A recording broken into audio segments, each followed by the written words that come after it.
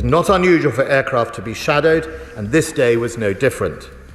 During that interaction, however, it transpired that one of the Su-27 aircraft released a missile in the vicinity of the RAF rivet joint.